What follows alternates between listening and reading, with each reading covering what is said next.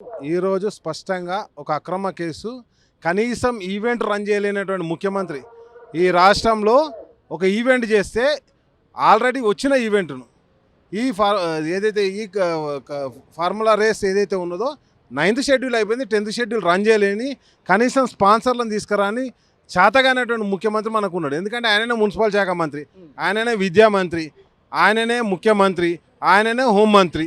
ఆయన దగ్గర అన్ని శాఖలు ఆయన దగ్గరనే పెట్టుకున్నాడు. ఏ శాఖకు పనిచేస్తలేడు. రోజు ఢిల్లీ వనికి ఆయనకు టైం సరిపోతుంది.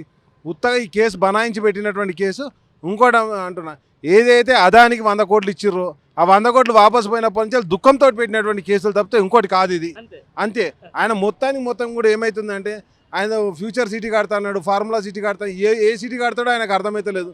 ఓసారి లఘుచర్ల కేసు అంటాడు, ఓసారి ఇంటికాడ దావత్ అయితే డ్రగ్స్ కేసు అంటాడు, ఇంకోసారి ఫోన్ ట్యాపింగ్ అంటాడు.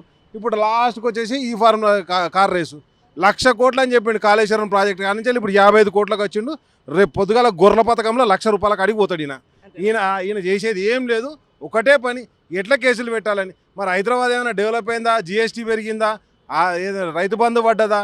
ఏమన్నా పడ్డాయంటే ఏం లేవు. పథకాలన్నీ రద్దు చేయడం, తులం బంగారం రాలే, 22,500 రాలే, ఏం పైసలు రాలే, ₹1 లేదు, బుడ్డ పైసలు లేదు, జీతం ఎట్లా అన్న చూస్తుండు. ఆల్రెడీ ముసలిళ్ళకి 2 నెలల పెన్షన్ ఎక్కొచ్చిండు. ఇంకేమే కొట్టాలని ఆలోచిస్తుండు తప్పితే ఈ కేసులు పెట్టి, లేకపోతే అల్లు అర్జున్ అరెస్ట్ చేసి పుష్ప సెటిల్మెంట్ లేక మళ్ళీ ఏదైనా సెటిల్మెంట్ చేసుకుందాం అని తిరుగుతాడు. ఇంకా మరి ఏం సెటిల్మెంట్ చేసుకుంటాడు చూడ. ఈ ఫార్ములా రేస్లో కూడా మాకు ఏమనిపించింది అంటే, ఆ ఫార్ములా రేస్ కూడా సెటిల్మెంట్కి ఒప్పుకోలే, ఈయనకి ఏమి ఇస్తానులే, అందుకే దాన్ని రద్దు చేసినట్టే కనిపిస్తుంది మాకు. ఓకే, మీరే చెప్పండి, ఏం జరుగుతుంది పాలన? ఈరోజు ఒక తప్పుడు కేసు అది. ఈరోజు ఏ విధంగానైనా కూడా ఈ ప్రభుత్వానికి సహకరిస్తామని చెప్పి కేటీఆర్ గారు, మా పార్టీ బీఆర్ఎస్ పార్టీ వర్కింగ్ ప్రెసిడెంట్గా, యాజ్ ఏ సిరిసిల్ల ఎమ్మెల్యేగా, మాజీ మంత్రిగా నేను ఎక్కడా కూడా తప్పు చేయలేదు, మీరు కావాల్సి డైవర్ట్ పాలిటిక్స్ చేస్తున్నారు. ఎలా ప్రజలకు ఇచ్చిన హామీల గురించి ప్రశ్నించినందుకే సంవత్సర కాలం నుంచి ప్రతిదీ కూడా డైవర్ట్ పాలిటిక్స్. సంవత్సర కాలం నుంచి ప్రజలకు చేసింది ఏమీ లేదు. గత సంవత్సర కాలం నుండి వీళ్ళు చేసింది ఏంటంటే డైవర్ట్ పాలిటిక్స్ చేస్తారు. మీరు ఇస్తున్న రైతు భరోసా ఇప్పటి వరకు కూడా ఇవ్వలేని పరిస్థితి. ఇలా అనేక సందర్భాలలో మీరు చెప్పుడుతున్నారు, పత్రికా ప్రకటనలకు, మీడియాకు మాత్రమే పరిమితమైంది. అటువంటి మీరు ఇచ్చినటువంటి 420 హామీలు, 6 గ్యారెంటీల విషయంలో ఇప్పటి వరకు కూడా ఏ హామీ కూడా పూర్తి స్థాయిలో ఇవ్వలేకుండా ప్రజల పక్షాన ఒక ప్రతిపక్ష నాయకుడిగా బీఆర్ఎస్ పార్టీ తరఫున పోరాటం చేస్తే కావాల్సి తప్పుడు కేసులు పెట్టి అలా ఇట్లా కాలయాపన చేస్తుంది అలా ఈ ప్రభుత్వం. రేవంత్ రెడ్డికి మేము ఒక్కడే చెప్తున్నాం, నువ్వెన్ని విధాలుగా ఇబ్బంది పెట్టినా, మమ్మల్ని ఎంత అరెస్ట్ చేసినా, ఎన్ని కేసులు పెట్టినా ఎవ్వడు భయపడలేదు. ఆనాడు తెలంగాణ ఉద్యమంలో అనేక కేసులు పెట్టుకుని జైల్లో పోయినటువంటి చరిత్ర బీఆర్ఎస్ పార్టీది. ఆనాడు టీఆర్ఎస్గా మాకు ఉన్నది. కాబట్టి మేము ఎవ్వరం భయపడం, మీకు పూర్తి స్థాయిలో సహకరిస్తామని కూడా మొదటి నుంచి కూడా మా పార్టీ వర్కింగ్ ప్రెసిడెంట్ చెప్పారు. నువ్వు ఇస్తున్నటువంటి హామీలను ఖచ్చితంగా అమలు చేసేంత వరకు నీ ఎంబడి పడతామని చెప్పి కూడా ఈ సందర్భంగా తెలియజేస్తున్నాం.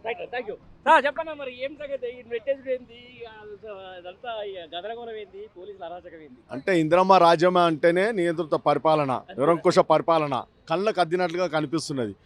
ప్రజలందరూ కూడా మరి కాంగ్రెస్ పార్టీకి ప్రభుత్వం ఏర్పాటు చేసే అవకాశం కల్పించారు. ఎందుకు కల్పించారు అని అంటే, ఇందిరమ్మ పాలన అంటే మంచి సుస్సమానమైన పరిపాలన, శాంతి భద్రత పరిపాలన, ప్రజలకు అనుకూలంగా పరిపాలిస్తుందని చెప్పేసి ప్రజలందరూ మైండేట్ ఇచ్చి ప్రభుత్వానికి, మా కాంగ్రెస్ పార్టీకి ప్రభుత్వం ఏర్పాటు చేసుకోవడానికి ఇచ్చారు. కానీ ఇది ప్రభుత్వ పరిపాలన ప్రజల పరిపాలన చేస్తున్నా అని చెప్పేసి రేవంత్ రెడ్డి గారు సీఎం అయిన తర్వాత కేవలం ప్రజల పరిపాలన వదిలేసి కేవలం బీఆర్ఎస్ పార్టీ నాయకుల అరెస్టుల పరిపాలన జరుగుతుంది. అంతే, ఇంకా అంతకంటే ముచ్చట ఏం లేదు. ఎందుకంటే ప్రశ్నించే గొంతు మా పార్టీ వర్కింగ్ ప్రెసిడెంట్ పెద్దలు గౌరవనీయులు కేటీఆర్ గారు అనేక విషయాలపైన పోరాటం చేస్తున్నది జరుగుతుంది. ప్రజల పక్షాన పోరాటం చేస్తున్నారు, రైతుల పక్షాన పోరాటం చేస్తున్నారు. మరి మీకు తెలుసు, లగచర్ల రైతులపైన జరిగిన అనేకమైన ధారణలను నిలదీసి అడిగినందుకు మరి అనేక రకాలుగా ప్రభుత్వ పరిపాలన ఏదైతే ప్రభుత్వము మరి 6 గ్యారెంటీలు అని చెప్పి వచ్చినాక ఒక్క గ్యారెంటీ, అరగ్యారెంటీ కూడా చేయలేక ఏమైందిరా నాయనా బాబు ఇది అన్నానంటే, మీరు మమ్మల్ని అడుగుతున్నారు కాబట్టి, ప్రశ్నిస్తున్నారు కాబట్టి మీ గొంతు కోయాలి, మీ గొంతు నొయ్యాలి, మీ గొంతు వినపడొద్దు అని చెప్పేసి లేనిపోని కేసుల లోపల ఈరోజు కేటీఆర్ గారిని పిలిపించి ప్రశ్నించడం జరుగుతుంది. కేటీఆర్ గారు ఏం తప్పు చేశారు? తొలి ముఖ్యమంత్రి శ్రీ కల్వకుంట్ల చంద్రశేఖరరావు గారి యొక్క పరిపాలన లోపల మరి ఐటీ శాఖ మంత్రిగా ఉన్నప్పుడు, మున్సిపల్ శాఖ మంత్రిగా ఉన్నప్పుడు హైదరాబాద్ యొక్క బ్రాండ్ ఇమేజ్ని పెంచడానికి, మంచిగా వ్యాపారాన్ని, ఇక్కడ ఒక కార్ రేసింగ్ని తీసుకొస్తే వ్యాపారాలన్నీ అభివృద్ధి చెందుతాయి, మంచి వ్యాపారాలు జరుగుతాయి, ఇక్కడ అందరికీ కూడా మంచి లాభదాయకరంగా ఉంటుంది అని చెప్పేసి చెప్పడం వల్ల ఈ యొక్క కారు ఫార్ములా ఈ రేసింగ్ని మన హైదరాబాద్లో మనం ఇంట్రొడ్యూస్ చేయడం జరిగింది. End of the day finally ఈడీకి ఈ ఫార్ములా ఈ కేసులో కేటీఆర్ గారు ఏ విధంగా బయటకు వస్తారు? ఈ కేసులో ఏమీ లేదండి. అంతేనా? అన్యాయంగా అక్రమంగా అరెస్టు చేసిర్రు. అక్కడ కుల్ల ప్రభుత్వంలోనే ఉన్నది కదా, మరి వాళ్ళు సొంతంగా ఏం చేయలే కదా. మన హైదరాబాద్ బ్రాండ్ ఇమేజ్ పెంచడానికి ఈ యొక్క స్పోర్ట్స్ ఈవెంట్ని ఇన్వైట్ చేయడం జరిగింది, స్పోర్ట్స్ ఈవెంట్ పెట్టడం జరిగింది. మరి నీకేమైనా అవగతలు ఉంటే చట్ట ప్రకారంగా మనం చట్టం పైన మాకు నమ్మకం ఉంది, చట్టానికి సహకరిస్తున్నారు. ఈరోజు మాకు ఇంతకుముందు ఏసీబీ ఆఫీస్కి వస్తున్నారు, ఏసీబీ ఆఫీస్కి వెళ్ళి ఈరోజు ఈడీ ఆఫీస్కి వస్తున్నారు. ఈడీ ఆఫీస్కు చెప్పిన 5 నిమిషాల కంటే ముందే అవి వచ్చి నిలబడు. అంటే మాకు చట్టాల పైన మాకు సమస్యల పైన నమ్మకం ఉంది కాబట్టి మేము ఇక్కడ రావడం జరిగింది, వాళ్ళకి పూర్తి సహకరిస్తున్నాము.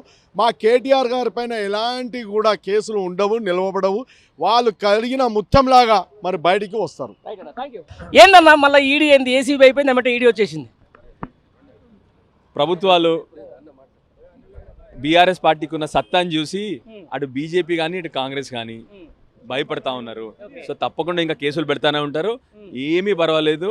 అయినా కూడా బీఆర్ఎస్ పార్టీ, తెలంగాణ సాధించిన పార్టీ బీఆర్ఎస్ పార్టీ, తప్పకుండా మేము మాత్రం ప్రజల వైపు నుంచి ప్రశ్నిస్తూనే ఉంటాం, ప్రజల వైపు నుంచి పోరాడుతూనే ఉంటాం. ఎన్ని కేసులు పెట్టినా, ఎన్ని నిర్బంధాలు చేసినా భయపడే ప్రసక్తే లేదు. తప్పకుండా ప్రజల పక్షాన ప్రశ్నిస్తూనే ఉంటాం. రేపు పొద్దున మళ్ళీ కేటీఆర్ గారు కూడా మళ్ళీ రేపు రైతు భరోసా మీద రేపు పొద్దున ప్రశ్నించబోతా ఉన్నారు. ఈ కంటిన్యూస్ ప్రాసెస్ మాది. మా మీద ఎన్ని కేసులు పెట్టినా మేము వెనక్కి తగ్గేది లేదు.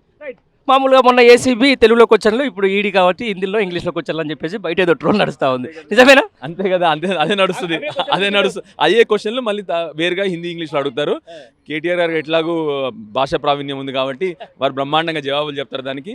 సో 100కు 100% దాంట్లో ఏమీ లేదని, అవినీతి లేదని చెప్పేసి వాళ్ళ క్యాబినెట్ మంత్రులు చెప్పారు కదా, మనం చెప్పడం ఏంది? పొన్నంరావు గారు చెప్పారు దానిలో ఏమి అవినీతి లేదు, కేవలం ప్రొసీజర్ ల్యాబ్స్ గురించి మాట్లాడుతున్నాం అని చెప్పేసి తప్ప.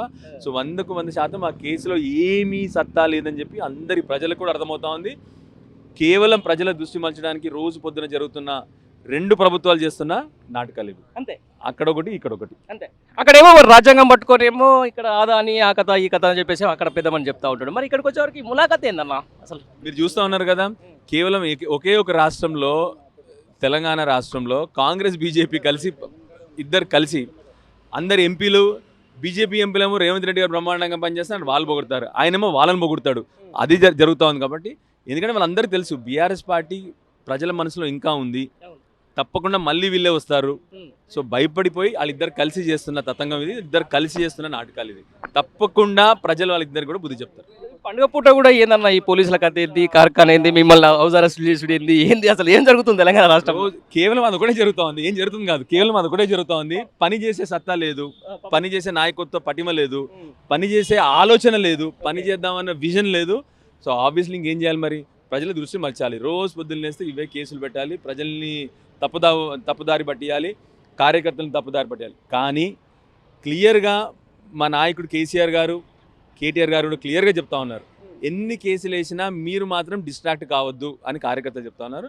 సో తప్పకుండా మేము మాత్రం కార్యకర్తలుగా పార్టీ ఆదేశాల మేరకు అందరం కూడా ప్రజల కోసం పోరాడుతూనే ఉంటాం. రైతు భరోసా గురించి అడుగుతాం, రైతు రుణమాఫీ గురించి అడుగుతాం, మహాలక్ష్మి గురించి అడుగుతాము.